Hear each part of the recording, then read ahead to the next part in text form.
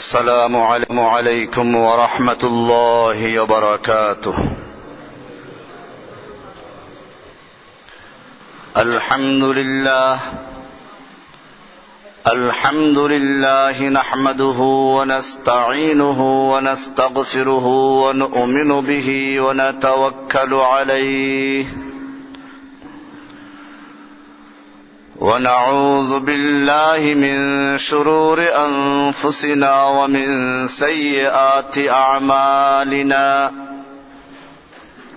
من يهده الله فلا مضل له ومن يضلله فلا هادي له. وأشهد أن لا إله إلا الله وحده لا شريك له. وأشهد أن محمدا عبده ورسوله صلى الله تعالى عليه وعلى آله وأصحابه أجمعين. أما بعد فأعوذ بالله من الشيطان الرجيم. بسم الله الرحمن الرحيم. وإذا قيل لهم تعالوا إلى ما أنزل الله وإلى الرسول قالوا حسبنا ما وجدنا عليه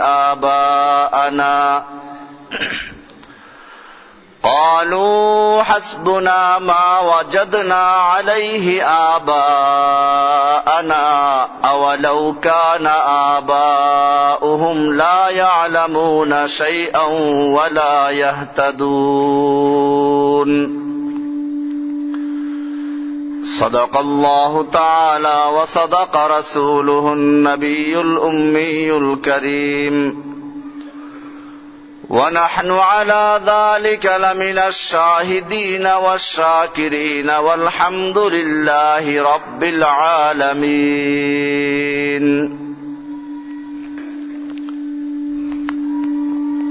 মুআজ্জাজ ও মুহতারাম হযরত মুরব্বিয়ান কিরাম ও দিগার মুসল্লিয়ান আযম, আল্লাহ সুবহানাহু ওয়া তাআলার মহান দরবারে লাখো শুকরিয়া জ্ঞাপন করছি, যিনি আমাদেরকে ইসলামী বছরের প্রথম জুমা তথা মুহররম মাসের প্রথম জুমায় জুমার সালাত আদায় করার জন্য মসজিদে আসার তৌফিক এনায়েত করেছেন। এজন্য বলি আলহামদুলিল্লাহ। মুহররম মাস ইসলামের হিসাব অনুযায়ী, মুসলিম জাতির নিজস্ব হিসাব অনুযায়ী এটা বছরের প্রথম মাস। দুর্ভাগ্য হলো সত্য, মুসলিমরা অন্যান্য মাসের হিসাব যেরকম ভাবে রাখে,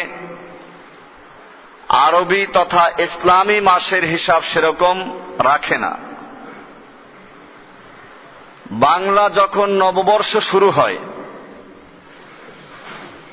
কমপক্ষে 1 মাস আগের থেকে খবর হয়ে যায় যে নববর্ষ শুরু হচ্ছে। পান্তা ভাতের আয়োজন থাকে, দেশে ইলিশ মাছের অভাব করে দেওয়া হয়।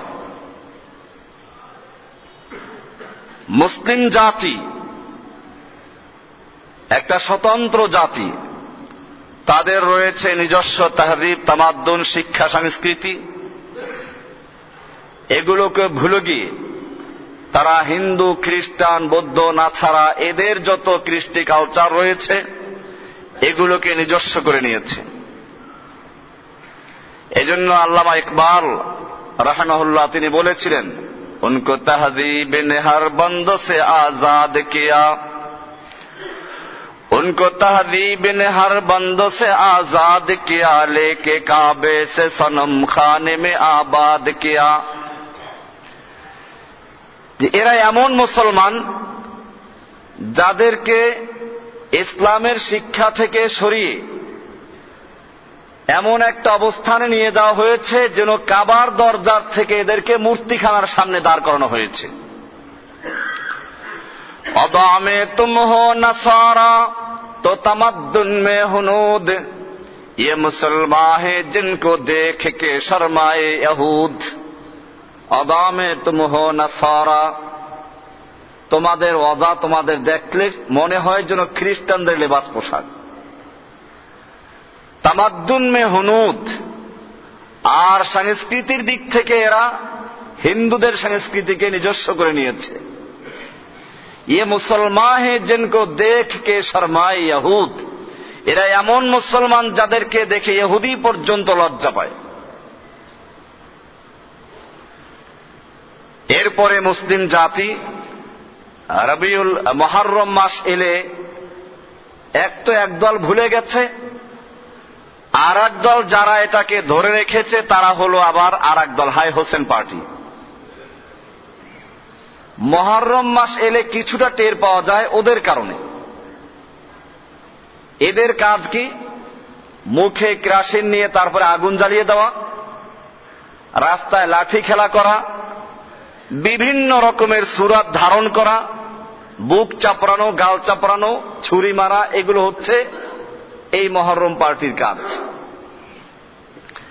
এ সম্পর্কে আল্লাহ রাসূল সাল্লাল্লাহু আলাইহি ওয়াসাল্লাম ইরশাদ করেছেন, লাইসা মিন্না মান দারাবাল হুদুদ ওয়া শাক্কাল জুয়ুব ওয়া দাআ বিদাওয়াল জাহিলিয়া, ওরা আমাদের মুসলিমদের অন্তর্ভুক্ত নয়। মান দারাবাল হুদুদ, যারা গাল চাপড়ায়, বুক চাপড়ায়, ওয়া শাক্কাল জুয়ুব, জামা কাপড় ছিঁড়ে ফেলে, ওয়া দাআ বিদাওয়াল জাহিলিয়া, এবং জাহিলি যুগের মতো যারা চিৎকার করে ওয়া হাসানা ওয়া হোসেনা এরকম যারা চিৎকার মারে, আল্লাহর রাসূল সাল্লাল্লাহু আলাইহি ওয়াসাল্লাম বলছেন, লাইসা মিন্না, ওরা আমাদের মুসলিমদের অন্তর্ভুক্তই নয়। মূলত যুগে যুগে এভাবেই একদল লোক বাড়াবাড়ি করেছে, আর একদল লোক ছাড়াছাড়ি করেছে। একদল লোক বাড়াবাড়ি করে, আর একদল লোক ছাড়াছাড়ি করে। এই লোকদেরকে যদি আপনি বলেন কোরআন হাদিসের কথা, এরা কোরআন হাদিসকে গ্রহণ করবে না। এজন্যই আমি সব সময় বলে থাকি, ইসলামের মূল ভিত্তি, ইসলামের মূল বেনা পাঁচটা। সেই পাঁচটা বেনার প্রথম বেনা হচ্ছে ঈমান, আর ঈমানের মূল ভিত্তি হচ্ছে তাওহীদ। যতক্ষণ পর্যন্ত একজন মানুষ তাওহীদ ক্লিয়ার না করে সে ইসলামে প্রবেশ করে না। তাওহীদ মানে হচ্ছে সর্বক্ষেত্রে আল্লাহর একত্ববাদকে বজায় রাখা। এটা হচ্ছে ঈমানের মূল ভিত্তি। এই তাওহীদের দুইটা রকম রয়েছে। এক হচ্ছে সমস্ত গায়রুল্লাহকে বর্জন করা, এরপরে শুধুমাত্র আল্লাহকে গ্রহণ করা। বর্জন এবং গ্রহণ এই দুটো জিনিস মিলে তাওহীদ পূর্ণ হয়। শুধুমাত্র আল্লাহকে গ্রহণ করলো, গায়রুল্লাহকে বর্জন করলো না, সে মুসলমান না। আল্লাহ আছেন এ কথা বিশ্বাস করে, এটা ইহুদি খ্রিস্টানরা বিশ্বাস করে, হিন্দুরাও বিশ্বাস করে, দুনিয়ার সমস্ত ধর্মের লোকেরাই বিশ্বাস করে আল্লাহ আছেন। এ সম্পর্কে বিস্তারিত দলিল আমরা আগে আলোচনা করেছি। কোরআনের বহু আয়াত রয়েছে উপরে।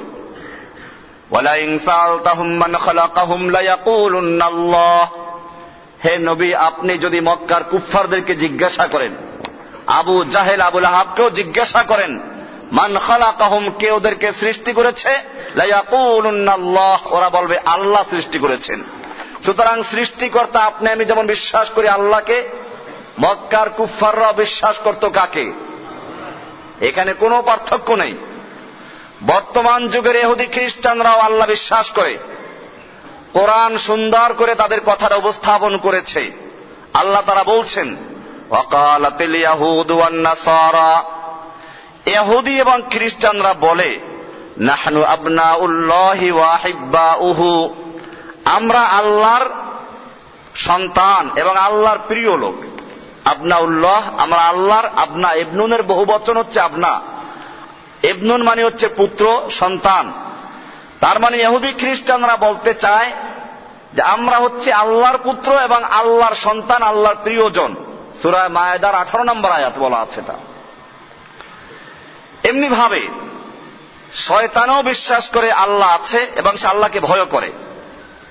সূরা আনফালের 48 নম্বর আয়াতে এক পর্যায়ে শয়তান বলেছে, ইন্নী আখাফুল্লাহ, আমি আল্লাহকে ভয় করি, আল্লাহু শাদীদুল ইকাব, আল্লাহ তাআলা বড় কঠিন শাস্তিদাতা। কে বলছে? তাহলে শয়তানও বিশ্বাস করে আল্লাহ আছে।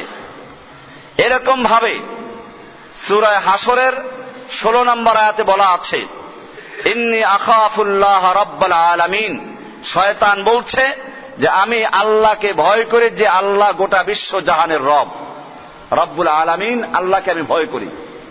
বোঝা গেল যে দুনিয়ার বর্তমান কুফফাররা, এমনকি শয়তান পর্যন্ত সকলেই বিশ্বাস করে আল্লাহ আছে। তাহলে মুমিনদের সঙ্গে, মুসলিমদের সঙ্গে ওদের পার্থক্যটা কোথায়? এটা যদি একজন মানুষ ক্লিয়ার হতে না পারে, বুঝে শুনে সাক্ষী না দেয় আশহাদু আল্লা ইলাহা ইল্লাল্লাহ, তাহলে সে ইসলামে প্রবেশ করে না। তার মধ্যে ওই ইহুদি খ্রিস্টানের মধ্যে কোনো পার্থক্য থাকে না। আল্লাহর রাসূল সাল্লাল্লাহু আলাইহি ওয়াসাল্লাম এই বিষয়গুলোকে সুন্দরভাবে ক্লিয়ার করে দিয়েছেন।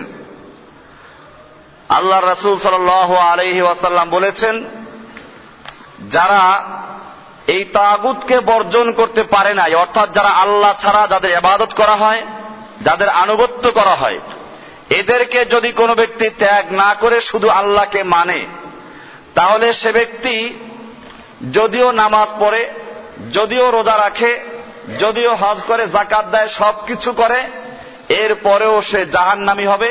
ফাহুয়া ফি জুসাদ জাহান্নাম ওয়া ইন সামা ওয়া সাল্লা ওয়া জামা আন্নাহু মুসলিম, যদিও সে নামাজ পড়ে, রোজা রাখে এবং সে দাবি করে সে মুসলিম, তারপরেও সে জাহান্নামী। এজন্যই কোরআনুল কারীমে সূরা বাকারার 256 নম্বর আয়াতে পরিষ্কার করে বলা হয়েছে, ফামান ইয়াকফুর বিত-তাগুত ওয়া ইউমিন বিল্লাহি ফাকাদ ইসতামসাকা বিল উরওয়াতিল ওয়াসকা লা ইনফিসামা লাহা।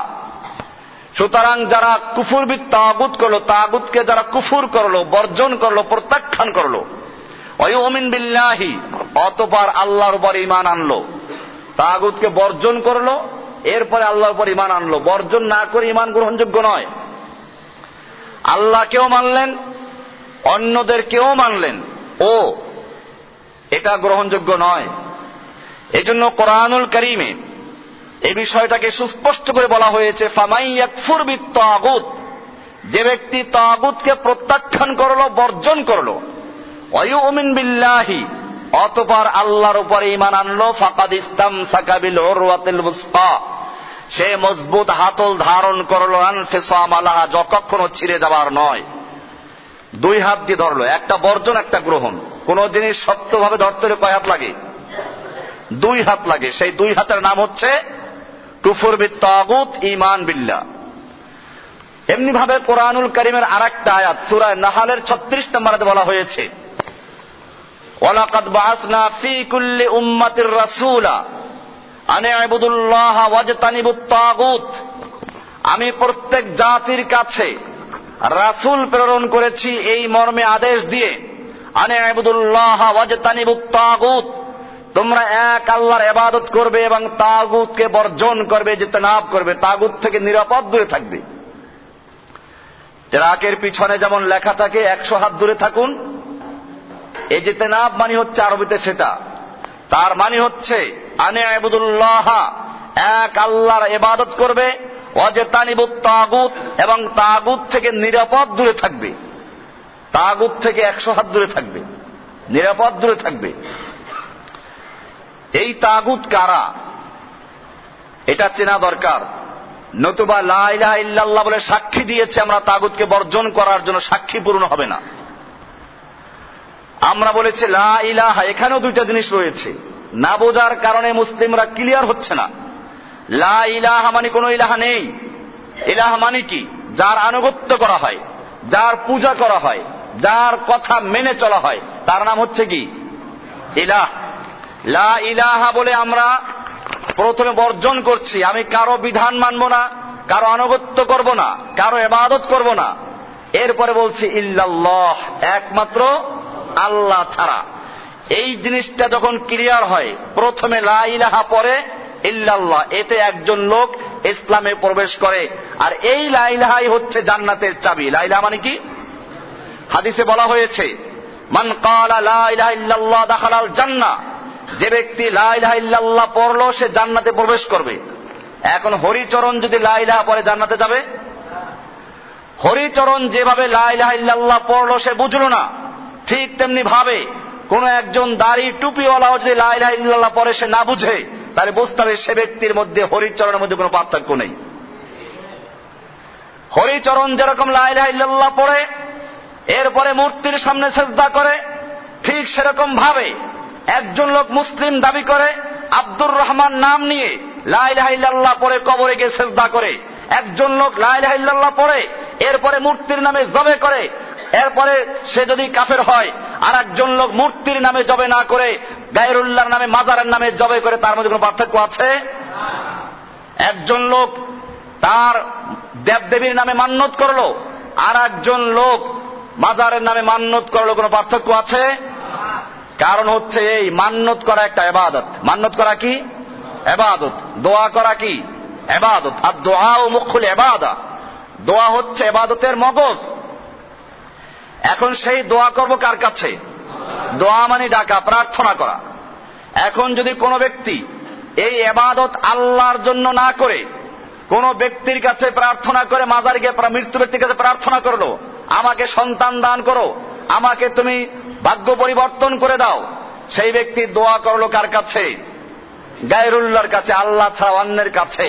এই গায়রুল্লাহর কাছে দোয়া করা, প্রার্থনা করা, চাওয়া, এটা একটা শিরকে আকবার। এই ব্যক্তি যদিও লা ইলাহা ইল্লাল্লাহ পড়ে, তারপরেও তার মধ্যে আর হরে কৃষ্ণ হরে রামের মধ্যে কোনো পার্থক্য নেই, কারণ সে তাগুতকে বর্জন করে নাই। এজন্য পরিষ্কার করা হয়েছে লা ইলাহা ইল্লাল্লাহ, লা ইলাহা মানে কোনো ইলাহ নেই।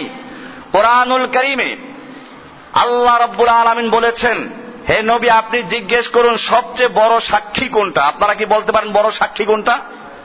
কোরআনুল কারীমে বড় সাক্ষী বলা হয়েছে কুল আইয়ু শাইইন আকবারু শাহাদা। হে নবী আপনি বলুন তো কোন জিনিসটা সবচেয়ে বড় সাক্ষী। সূরা আনআম 6 নম্বর সূরার 19 নম্বরে বলা হয়েছে কুল আইয়ু শাইইন আকবারু শাহাদা, বলো সবচেয়ে বড় সাক্ষী কোনটা। আমি দেখেছি আরব দেশের স্কুলগুলোতে পরীক্ষায় প্রশ্ন দেয় আইয়ু শাইইন আকবারু শাহাদা, সবচেয়ে বড় সাক্ষী কোনটি। ওদের বাচ্চা পর্যন্ত এই আয়াত লিখে দেয়। কোরআনের আয়াতে বলা হয়েছে, তারা বলে লিখে দেয় যে ক্বাল আল্লাহু সুবহানাহু ওয়া তাআলা, উত্তর দিয়ে দিচ্ছে আল্লাহ তাআলা বলেছেন কুলিল্লাহু শাহীদুম বাইনি ওয়া বাইনাকুম ওয়া উহিয়া ইলাইয়া হাযাল কুরআন লিউনযিরাকুম বিহি ওয়া মান বালাগ আইন্নাকুম লাতাশহাদুনা আন্না মা আল্লাহি ইলাহান উখরা। তোমরা কি সাক্ষী দিচ্ছ যে আল্লাহর সঙ্গে আরো কোন ইলাহ রয়েছে? কুল লা আশহাদু, না আমরা সেই সাক্ষ্য দিচ্ছি না, আমরা সাক্ষ্য দিচ্ছি কুল ইন্নামা হুয়া ইলাহু ওয়াহিদ, আমাদের ইলাহ হচ্ছেন কয়জন? বাকি সব লা ইলাহা। ওয়া ইন্নানি বারিউম মিম্মা তুশরিকুন, এটা হচ্ছে কোরআনের সবচেয়ে বড় সাক্ষী বলা হয়েছে।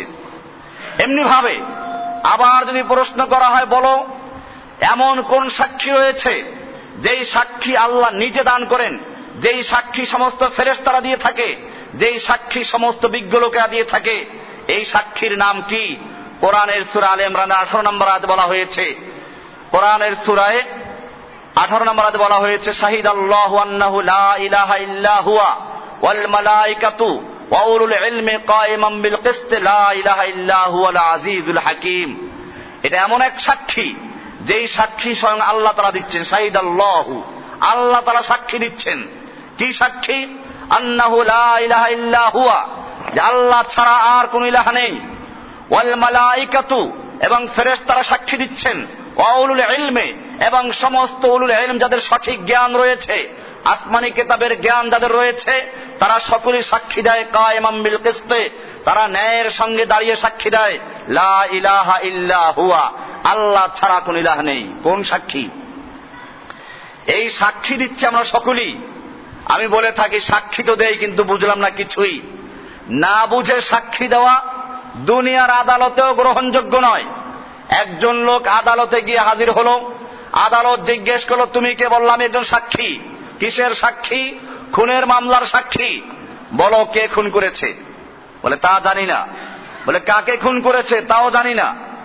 আদালত বলবে বেটা ফাজলামি করতে এসেছো, পুলিশ ডেকে ওকে জেলে দিয়ে দিবে। দুনিয়ার আদালতেও না বুঝে না জেনে সাক্ষী দেওয়া নিষিদ্ধ। আল্লাহ সুবহানাহু ওয়া তাআলার আদালতে যদি কোনো ব্যক্তি না বুঝে সাক্ষী দেয়, না জেনে সাক্ষী দেয়, তা গ্রহণযোগ্য হতে পারে না। সে ব্যক্তি ইসলামে প্রবেশ করতে পারে না। সেজন্য এটা সাক্ষী বলা হয়েছে আশহাদু আল্লা ইলাহা ইল্লাল্লাহ। এই দাওয়াত ছিল সমস্ত নবীদের, সব নবীদের দাওয়াত ছিল লা ইলাহা ইল্লাল্লাহ। কোরআনুল কারীম সব নবীদের ব্যাপারে আলোচনা করেছে। সব নবীরাই তার জাতিকে দাওয়াত দিয়েছেন লা ইলাহা ইল্লাল্লাহ। হযরতে নূহ আলাইহিস সালাতু ওয়াস সালাম তার কওমকে দাওয়াত দিয়েছেন। সূরা আরাফের 59 নম্বরে বলা হয়েছে লাকাদ আরসালনা নূহান ইলা কওমিহি ফাকালা ইয়া কওমি ইবুদুল্লাহা মা লাকুম মিন ইলাহিন গায়রুহু। এক ইলাহের ইবাদতের দাওয়াত দিলেন, সঙ্গে সঙ্গে কওমের লোকেরা কি উত্তর দিয়েছিল সেগুলো আমরা একটু পরে আসছি। এমনি ভাবে হযরতে হুদ আলাইহিস সালাতু ওয়াস সালাম আরেকজন নবী যার আলোচনা কোরআনে হয়েছে। সূরা আরাফের 65 নম্বরে বলা হয়েছে ওয়াইলা আদিন আখাহুম হুদা ক্বালা ইয়া কওমি ইবুদুল্লাহা মা লাকুম মিন ইলাহিন গায়রুহু আফালা তাত্তাকুন। এক ইলাহের ইবাদত দাওয়াত দিলেন। এমনি ভাবে হযরত সালেহ আলাইহিস সালাতু ওয়াস সালাম তিনিও তার কওমকে দাওয়াত দিয়েছেন ওয়াইলা সামুদ আখাহুম সালিহা ক্বালা ইয়া কওমি ইবুদুল্লাহা মা লাকুম মিন ইলাহিন গায়রুহু ক্বাদ জাআতকুম বাইয়িনাতুম মির রাব্বিকুম। সূরা আরাফের 73 নম্বর আয়াত। ইব্রাহিম আলাইহিস সালাতু ওয়াস সালাম তার জাতিকে দাওয়াত দিয়েছেন এক ইলাহের ইবাদতের দাওয়াত। কোরআনুল কারীমে বহু জায়গায় তার আলোচনা করেছে। ইয ক্বালা লিআবিহি ইয়া আবাতি লিমা তা'বুদু মা লা ইয়াসমাউ ওয়া লা ইউবসিরু ওয়া লা ইউগনি আনকা শাইআ। হে আমার পিতা, তুমি কেন ইবাদত করছো এমন কিছুর যে কিছু শুনে না, যে কিছু দেখে না, যেগুলো তোমার কোনো উপকার করতে পারে না। সূরা মারিয়ামের 41 নম্বর আয়াতে বলা হয়েছে এরকম। এমনি ভাবে হযরতে শুআয়ব আলাইহিস সালাম দাওয়াত দিয়েছেন ওয়াইলা মাদিয়ানা আখাহুম শুআইবা। মাদিয়ানবাসীর কাছে শুআয়বকে প্রেরণ করা হয়েছিল। তিনিও তার জাতিকে দাওয়াত দিলেন ক্বালা ইয়া কওমি ইবুদুল্লাহা মা লাকুম মিন ইলাহিন গায়রুহু। সূরা আরাফের 58 নম্বর আয়াত। এমনি ভাবে ইউসুফ আলাইহিস সালাতু ওয়াস সালাম জেলখানায় বসেও দাওয়াত দিয়েছিলেন এক ইলাহের ইবাদতের দাওয়াত। কোরআন বলছে ইয়া সাহিবাইস সিজনি আরবাবুম মুতাফাররিকুনা খায়রুন আমিল্লাহুল ওয়াহিদুল কাহ্হার। ওহে আমার জেলখানার দুই সাথী, বিভিন্ন ইলাহ, বহু রব আর বহু ইলাহর ইবাদত করা কি ভালো, নাকি এক আল্লাহর ইবাদত করা ভালো? তোমরা যাদের ইবাদত করছো মা তা'বুদুনা মিন দুনিহি ইল্লা আসমাআন সাম্মাইতুমুহা আনতুম ওয়া আবাউকুম, তোমরা যাদের ইবাদত করছো, যাদের আনুগত্য করছো, এগুলো আসলে তোমরা এবং তোমাদের বাপ দাদারা কিছু নাম ঠিক করে রেখেছো, তাদের আনুগত্য করছো। ইয়াকুব আলাইহিস সালাতু ওয়াস সালাম এইভাবে দাওয়াত দিলেন তার জাতিকে। কোরআন বলছে আম কুনতুম শুহাদা ইয হাদারা ইয়াকুবাল মাউত ইয ক্বালা লিবানিহি মা তা'বুদুনা মিন বাদি ক্বালু না'বুদু ইলাহাকা ওয়া ইলাহা আবাইকা ইব্রাহিম ওয়া ইসমাঈল ওয়া ইসহাকা ইলাহান ওয়াহিদা।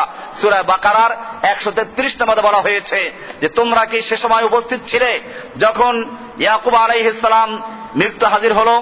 তখন তিনি তার সন্তানদেরকে জড়ো করে বলেছিলেন ওহে আমার সন্তানরা, আমার মৃত্যুর পরে তোমরা কিসের ইবাদত করবে?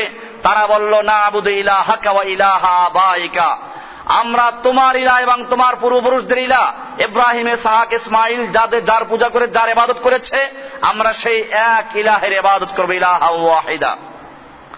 এমনি ভাবে ঈসা আলাইহিস সালাতু ওয়াস সালাম একই রবের দাওয়াত দিয়েছেন ইন্নাল্লাহা রাব্বি ওয়া রাব্বুকুম ফা'বুদুহু হাযা সিরাতুম মুস্তাকিম। এমনি ভাবে মুহাম্মদুর রাসূলুল্লাহ সাল্লাল্লাহু আলাইহি ওয়াসাল্লাম তিনিও তার জাতিকে দাওয়াত দিয়েছেন, ইয়া আইয়ুহান নাস কুলু লা ইলাহা ইল্লাল্লাহ, হে সকল মানুষেরা তোমরা বলো লা ইলাহা ইল্লাল্লাহ। এইভাবে আল্লাহ সুবহানাহু ওয়া তাআলা আলোচনা করে এরপরে এক আয়াতে পরিষ্কার করে দিলেন যে এত নবীর নাম আলোচনা করছি, এরপরে শুনে রেখো বাকি যে সমস্ত আম্বিয়া কেরাম ছিলেন সমস্ত নবীদের দাওয়াত ছিল লা ইলাহা ইল্লাল্লাহ। কোরআনুল কারীমের সূরা বাকারার 163 নম্বরে বলা হয়েছে, ওয়ামা আরসালনা মিন ক্বাবলিকা মির রাসূলিন ইল্লা নূহি ইলাইহি আন্নাহু লা ইলাহা ইল্লা আনা ফা'বুদুন।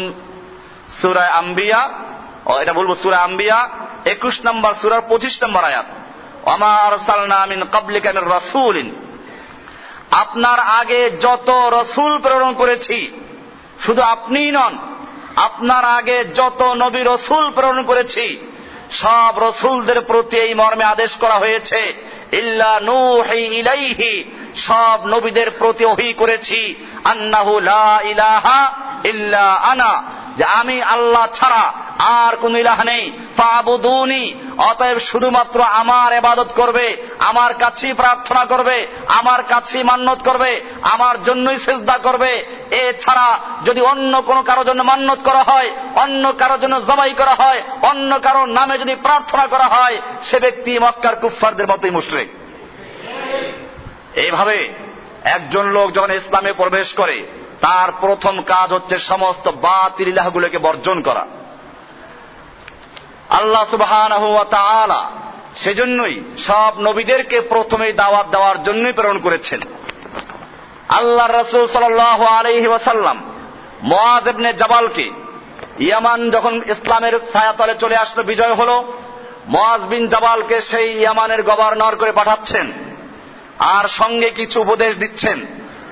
আল্লাহর রাসূল সাল্লাল্লাহু আলাইহি ওয়াসাল্লাম সেই উপদেশ দিলেন।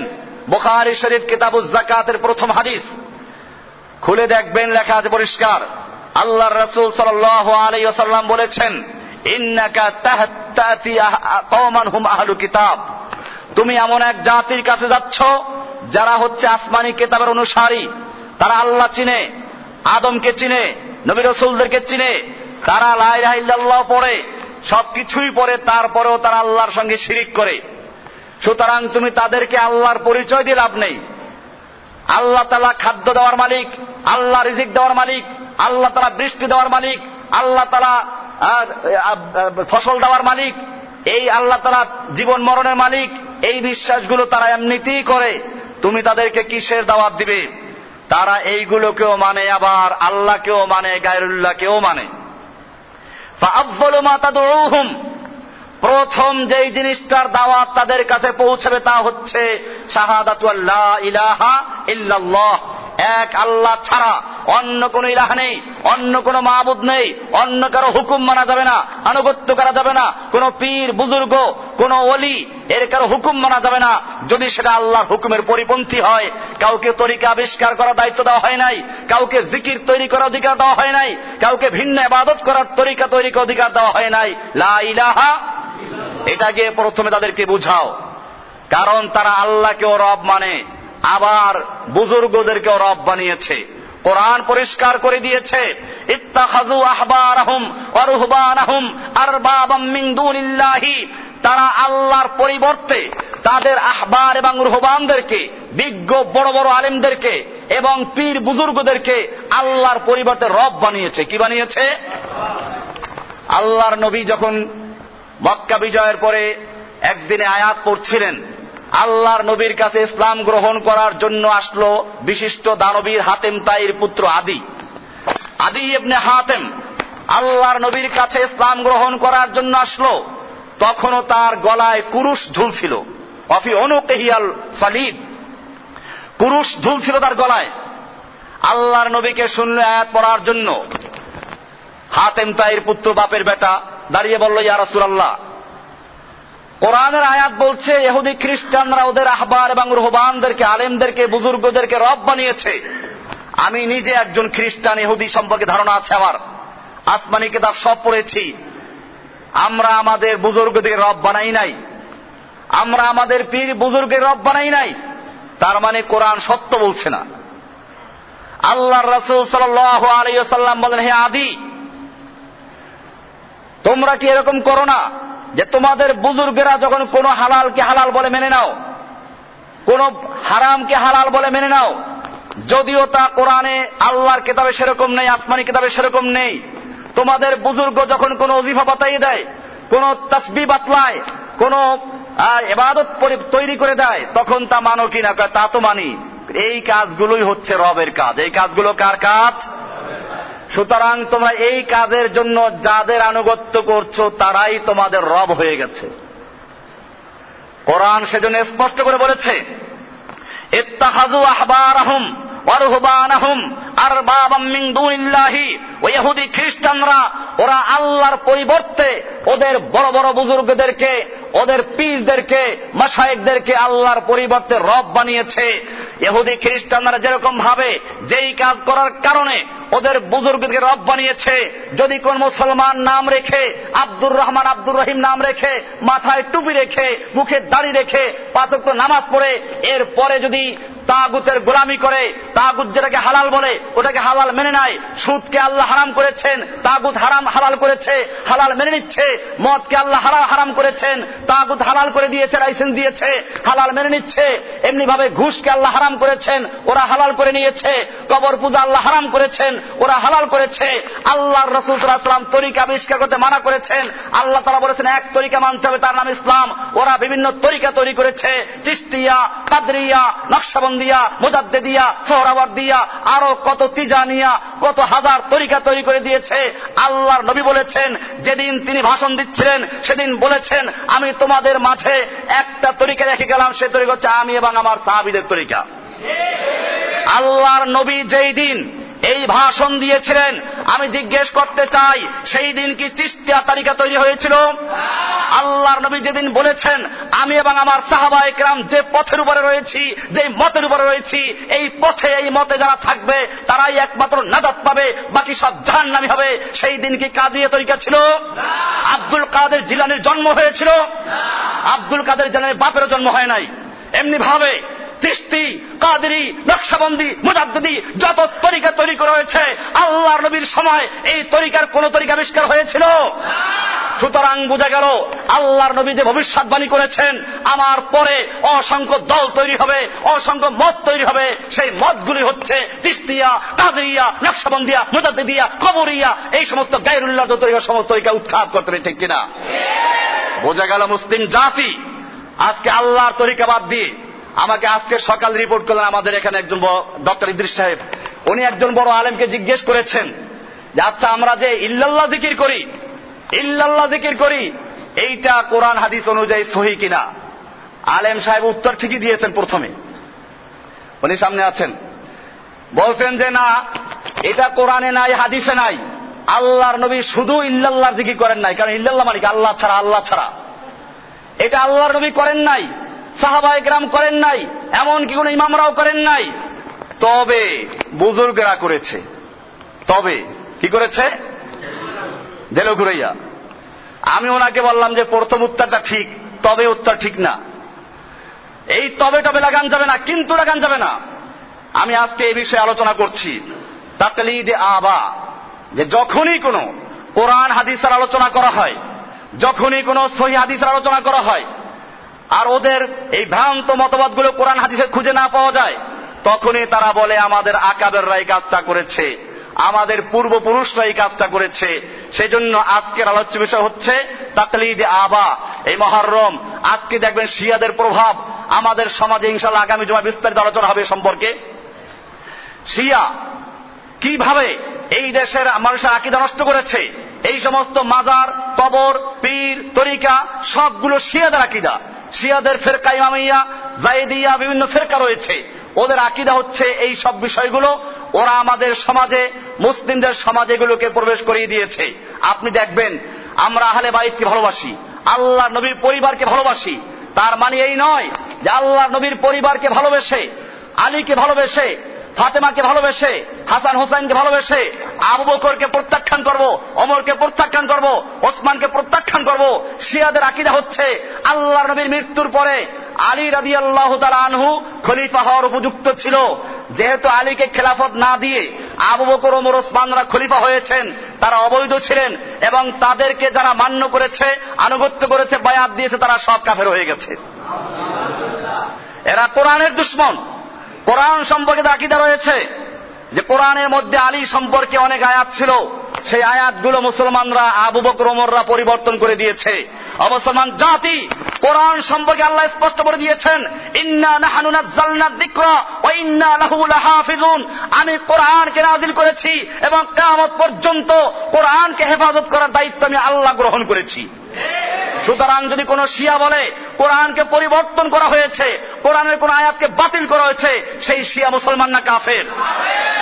যে আবু বকর ওমর ওসমান আলী আল্লাহর নবীর সঙ্গে সবসময় ছিলেন, আল্লাহর নবীর মৃত্যুর পরে সমস্ত সাহাবায়ে কেরাম যাকে খলিফা হওয়ার জন্য নির্বাচন করেছেন, আল্লাহর নবীর মৃত্যুর পরে আবু বকর ওমরকে আল্লাহর নবীর পাশে কবর দেওয়ার জন্য নির্বাচন করেছেন, সমস্ত সাহাবায়ে কেরাম ঐক্যমত ভাবে কাজ করেছেন। এরপরও যদি কোনো শিয়া, কোন কুফফার বলে আল্লাহর নবীর পাশে যেই দুইটা মূর্তি রয়েছে আমরা ক্ষমতায় গেলে, শিয়ারা বলে, শিয়াদের দাবি আমরা যদি কখনো মক্কা মদিনা দখল করতে পারি, সর্বপ্রথম যে কাজ হবে সেই কাজ হবে আল্লাহর নবীর পাশের থেকে দুই মূর্তিকে অপসারণ করা। নাউযুবিল্লাহ মিন যালিক। মুসলমান জাতি যেই শিয়া আল্লাহর নবীর সাহাবীদেরকে গালিগালাজ করে, আবু বকর ওমরকে গালিগালাজ করে, উসমানকে গালিগালাজ করে, মা আয়েশাকে গালিগালাজ করে, সেই শিয়া মুসলমান না কাফের? নামাজ রোজা তারাও করে। এজন্য মনে রাখতে হবে, শিয়া আল্লাহর দুশমন, আল্লাহর নবীর দুশমন, সাহাবায়ে কেরামদের দুশমন। আমরা বলি এই শিয়ারাই ওসমানকে, হযরতে হাসানকে, হোসাইনকে হত্যা করেছে। কারণ আপনারা জানেন, যখন খেলাফতের ব্যাপারটা চলে আসলো, ইয়াজিদ খলিফা নিযুক্ত হলো, মদিনার অনেক বড় বড় সাহাবায়ে কেরাম ইয়াজিদকে খলিফা মানে নাই। না মানার কারণে সেখানে ইয়াজিদ যুদ্ধের প্রস্তুতি নিচ্ছিল। ইমাম হুসাইন রাদিয়াল্লাহু তাআলা আনহু, তার আব্বার খেলাফত স্থান ছিল কুফা, সেখানে খবর পাঠালেন যে দেখো ওখানের লোকদের অবস্থা কি। ওখানের লোকেরা ইমাম হোসাইনের পক্ষে বায়াত দিল। শেষ পর্যন্ত ইমাম হোসাইন ওখানে আসার জন্য তৈরি হলেন। ওখানে ওরা চিঠি লিখলো, ইমাম হোসাইনকে পত্র লিখলো, আপনি এখানে চলে আসুন। আমি জিজ্ঞেস করতে চাই, যেই লোকগুলো ইমাম হোসাইনকে পত্র লিখেছিল সেই লোকগুলো ইমাম হোসাইনের পক্ষে ছিল, বিপক্ষে ছিল? পক্ষের লোকই ছিল। সেই লোকগুলো ইমাম হোসাইনের মহব্বত করার নেওয়ার ছিল, হযরত আলীর পক্ষের লোক ছিল। এরপরে যখন ইমাম হোসাইন তাদের আহ্বানে সাড়া দিয়ে, তাদের ডাকে সাড়া দিয়ে যখন কুফায় আসলেন, তখন কি সেই লোকগুলো পক্ষে ছিল, বিপক্ষে ছিল? ইতিহাস পড়ুন। ইমাম হোসাইন রাদিয়াল্লাহু তাআলা আনহু যুদ্ধ করার আগ মুহূর্তে ওই চিঠিগুলো হাতে নিয়ে বললেন, হে অমুকের পুত্র অমুক, তুমি আমাকে চিঠি লেখো নাই। বোঝা গেল যেই লোকগুলো ইমাম হোসাইনকে আহ্বান করেছিল, যেই লোকগুলো ইমাম হোসাইনকে কুফায় ডেকেছিল, পত্র দিয়েছিল, বায়াত দিয়েছিল, সেই লোকগুলোই ইমাম হোসেনের বিরুদ্ধে যুদ্ধ করার জন্য তৈরি হয়েছিল। সুতরাং সেই লোকগুলোই শিয়া। সেই লোকগুলোই কি শিয়া? যারা শিয়ানে আলী, আলীর পরিবার বলে দাবি করে, আর সেই লোকগুলো ইমাম হোসাইনকে আহ্বান করে তারা হত্যা করলো। আর তখন তারা অস্বীকার করলো, আমরা এগুলো করি না, আমরা চিঠি দেই নাই। আমরা বলতে চাই, তোমরা ইমাম হোসাইনকে, আল্লাহর নবীর নাতিকে হত্যাও করবে, আবার তাদের নামে হায় হাসান হায় হোসাইন বলে তোমরা বিলাপ করবে। মুসলিমরা এটা বরদাস্ত করতে পারে না। শুধু তাই না, আপনারা জানেন এখন পর্যন্ত শিয়াদের দাবি ইমাম হোসাইনের পাগড়ি ওদের কাছে, লাঠি ওদের কাছে, ইমাম হোসাইনের অমুক তমুক সব ওদের কাছে। আমি জিজ্ঞেস করতে চাই, কোন এলাকায় চুরি হয়েছে, চোর খুঁজে পাওয়া যাচ্ছে না, চোর কোথায় গেল? শেষ পর্যন্ত তালাশ করা শুরু হলো। তালাশ করে একজনের বাড়িতে সেই চুরি যাওয়া মাল সব পাওয়া গেল। আমাদের আর বুঝতে বাকি নাই চোর কোন বাড়িতে আছে। যে বাড়ি মাল পাওয়া গেল সেই বাড়িতেই চোর রয়েছে। ঠিক তেমনি ভাবে ইমাম হোসাইনকে যারা হত্যা করেছে, আমরা তাদেরকে তালাশ করছিলাম, খুঁজে বেড়াচ্ছিলাম।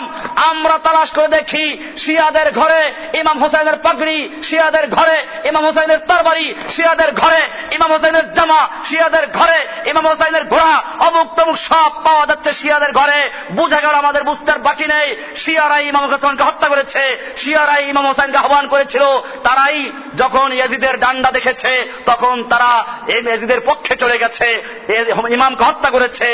আমার ভাইয়েরা বুঝতে হবে, আজকে বাংলাদেশে হোসনি দালান, তারপরে এই যে রিফিউজি কলোনিগুলো আছে, মোহাম্মদপুরে আছে, এই লোকগুলো যখনই এই মুহররম মাস আসে তখনই তারা ইমাম হোসাইনের মহাব্বতের দাবি তুলে আল্লাহর নবীর সাহাবীদেরকে গালিগালাজ করে। আল্লাহর নবীর আবু বকর ওমর ওসমান সহ যে সমস্ত সাহাবায়ে কেরামরা খেলাফত চালিয়েছেন, মুসলিমদের জন্য তারা বড় কাজ করেছেন, যে সাহাবায়ে কেরামদেরকে আল্লাহর রসুল সন্তুষ্ট অবস্থায় যাদের থেকে ইন্তেকাল করেছেন, আল্লাহর রসুলের পাশে যাদের কবর দেওয়া হয়েছে, সেই সাহাবীদের পর্যন্ত তারা গালিগালাজ করে। সেজন্য আজকে আমাদের সমাজে শিয়া আমাদের আকীদার মধ্যে ঢুকে পড়েছে। এদেশে কিছু বক্তা রয়েছে, এই বক্তাদেরও দেখবেন কেবল ওয়াজের মৌজু আলোচ্য বিষয় হচ্ছে আবু বকর ওমর নাই, এমনকি মুসলিমদের নামের সঙ্গে পর্যন্ত শিয়া ঢুকিয়ে দেওয়া হয়েছে। এদেশের নামের মধ্যে দেখবেন যে মোহাম্মদ হাসান, জাহাঙ্গীর হোসাইন, আলমগীর হাসান, কানিজ ফাতেমা, মোহাম্মদ আলী, অর্থাৎ আলী, ফাতেমা, হাসান, হোসেনের মধ্যে ঘোরাফেরা করে। আবু বকর ওমর ওসমান এদের নাম কোনো অংশ হচ্ছে না, কেউ নিজের নামের সঙ্গে আবু বকর ওমর ওসমানকে অংশ হিসেবে গ্রহণ করছে না। হ্যাঁ, কারো নাম আবু বকর হচ্ছে ভিন্ন কথা, কিন্তু আলী, হাসান, হোসাইন যেরকম ভাবে প্রত্যেকটা নামের সাথে অংশ হয়ে আছে, মিশে আছে, এরকম নাই। এর মানে হচ্ছে এই জাতির মধ্যে শিয়ারা এমন ভাবে আকীদা ঢুকিয়েছে, সবকিছু ঢুকিয়েছে, যে কারণে মুসলিমরা আজকে ওদের অনুসরণ করছে।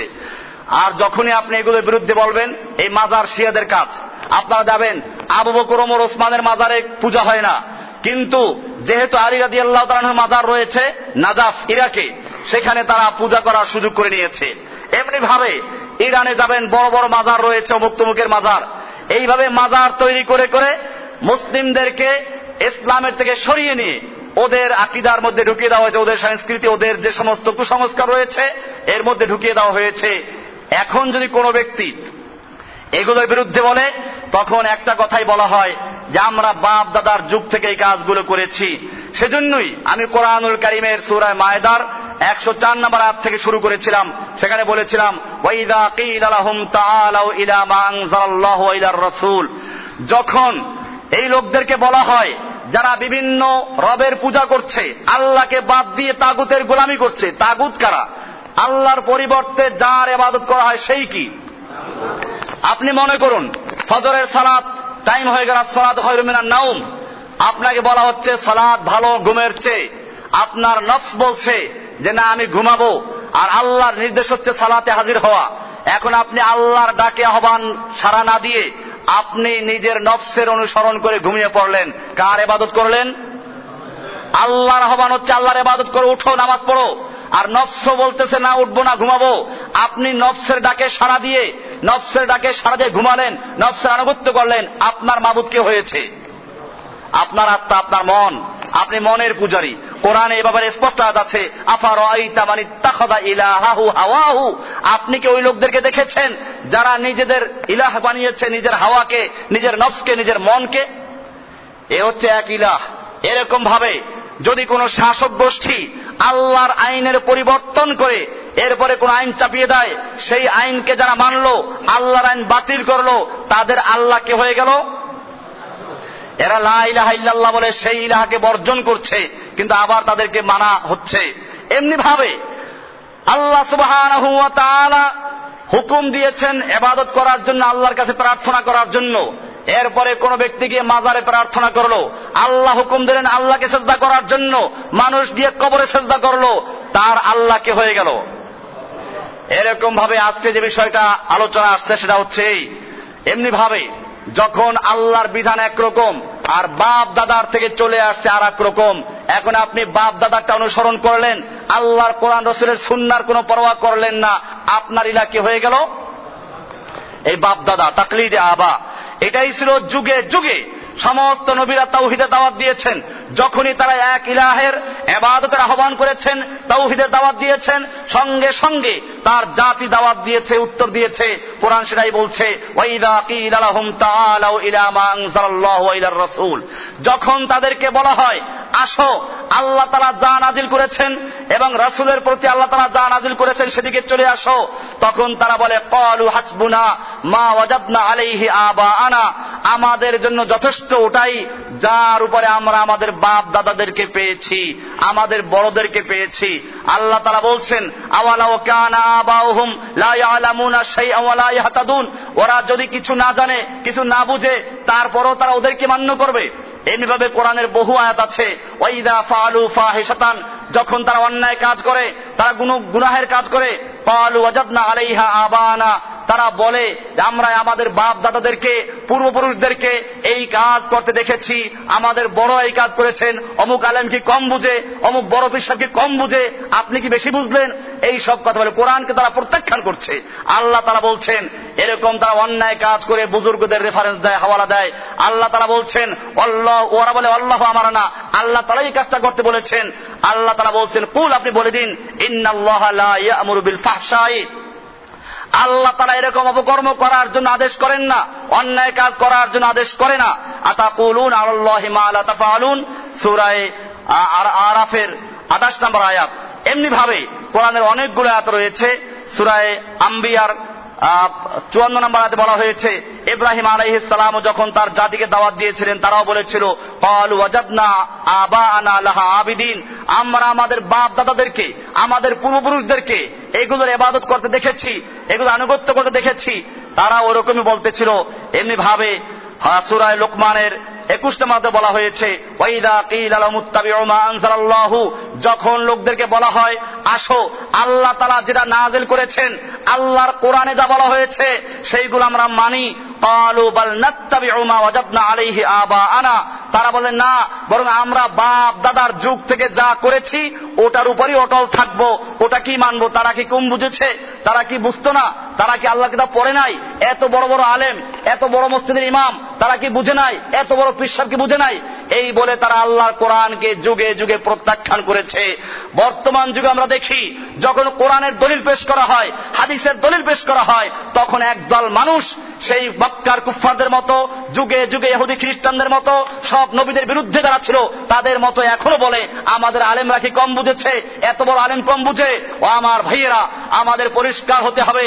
আল্লাহর রাসূল সাল্লাল্লাহু আলাইহি ওয়াসাল্লাম সেজন্যই আমি গত জুমাতে বলেছিলাম, বারবার বলেছেন আমি তোমাদের মাঝে এই দুটো জিনিসকে রেখে যাচ্ছি, লাং তাদিল্লু মা তামাসসাকতুম বিহিমা, তোমরা পথভ্রষ্ট হবে না, পদস্খলিত হবে না, গোমরাহ হবে না যতক্ষণ পর্যন্ত ওই দুটো জিনিসকে আঁকড়ে ধরবে। সেই দুটো জিনিসের নাম কি? সেখানে বলা হয় নাই অমুক বুজুর্গকে রেখে গেলাম, অমুক বড় পীর সাহেবকে রেখে গেলাম, অমুক বড় মাজারওয়ালা রেখে গেলাম, এত বড় মাজারের গম্বুজ রেখে গেলাম, তোমরা ওটা মেনে চলবে। বলেছেন কিতাবাল্লাহি ওয়া সুন্নাত রাসূলিহি। এমনি আল্লাহ সুবহানাহু ওয়া তাআলা কোরআনুল কারীমের সূরা নিসার 59 নম্বর আয়াতে বলেছেন যখন তোমাদের মধ্যে মতানৈক্য দেখা যায়, ফাইন তানাযাতুম ফি শাইইন, যখন তোমরা কোন বিষয়ে বিবাদে লিপ্ত হও, বিতর্কে লিপ্ত হও, মতভেদ দেখা যায়, হাতেমবাগের খতিব বলছে একরকম আর দুনিয়ার সমস্ত খতিব বলছে আর এক রকম, হাতেমবাগের খতিব বলে একরকম, বাইতুল মুকাররমের খতিব বলে আর এক রকম, তখন তুমি কোথায় যাবে? বাইতুল মুকাররমের বড় পাগড়ি দেখবে, বড় মিনার দেখবে? আল্লাহ বলেছেন ফাইন তানাযাতুম ফি শাইইন, যখন তোমরা কোন বিষয়ে বিবাদে লিপ্ত হও, বিতর্কে লিপ্ত হও, ফারুদ্দুহু ইলাল্লাহি ওয়ার রাসূল, তোমরা সেটাকে আল্লাহর কাছে, আল্লাহর রাসূলের কাছে ফিরিয়ে দাও। তার মানে কোরআনের সঙ্গে মিলাও, হাদিসের সঙ্গে মিলাও। কোরআন হাদিসের সঙ্গে যারটা মিলবে ওরটা মানবে, যারটা মিলবে না ওরটা ওর মুখে ছুঁড়ে মারবে, সে যত বড় পীর সাহেব হোক, যত বড় বুজুর্গ হোক, যত বড় আলেম হোক, যত বড় মিনারার মালিক হোক না কেন। আল্লাহর কোরআনকে যারা অস্বীকার করেছে তারাই এখন এই কথাগুলো বলে। আমার আফসোস লাগে, এত কোরআনের আয়াত শুনতে শুনতে কান ঝাঁঝরা হয়ে গেছে, এরপরে এখনো বলে অমুক বুজুর্গরা কম বুঝেছে। তাবিজের ব্যাপারে সেদিন এক আলোচনা হচ্ছিল, তা বলতেছিল আশরাফ আলী থানভী সাহেব কি তাবিজ বই লিখে গেছেন, অনেকে কম বুঝেছেন। আমি পরিষ্কার বলতে চাই, আল্লাহর নবী পরিষ্কার বলেছেন মান আল্লাকা তামিমাতান, এই হাদিসে আছে যে ব্যক্তি তাবিজ ঝুলালো ফাকাদ আশরাকা বিল্লাহি, সে ব্যক্তি আল্লাহর সঙ্গে শিরক করলো। এখন ঘুরাই কি বলে, কয় যে এটা ওই তাবিজ যেই তাবিজ আল্লাহর নবীর যুগে লেখা হয়েছিল কুফুরি কালাম দিয়ে। আমি জিজ্ঞেস করতে চাই, বর্তমানে যে তাবিজের বইগুলো আছে সেইগুলো কুফুরিতে ভরা নয় কি? সেখানে দেখবেন সূরা আয়াতুল কুরসি উল্টিয়ে রাখা হয়েছে, সূরা ফাতিহা উল্টিয়ে রাখা হয়েছে, কোন মানুষের ছবি দেওয়া হয়েছে অথবা নকশা লেখা হয়েছে, এটা সূরা ফাতিহার নকশা, এটা বাকারার নকশা, এটা আলে ইমরানের নকশা, নকশা দিয়ে ভরে ফেলেছে। আমি জিজ্ঞেস করতে চাই, এটা কোরআনুল কারীম, নামাজে পড়া ফরজ। এখন যদি কোনো ব্যক্তি নামাজে দাঁড়িয়ে বিসমিল্লাহর পরিবর্তে 786 পড়ে, সূরা ফাতিহার পরিবর্তে সূরা ফাতিহার নাম্বারগুলো পড়ে দেয়, নামাজ হবে না বাতিল হবে?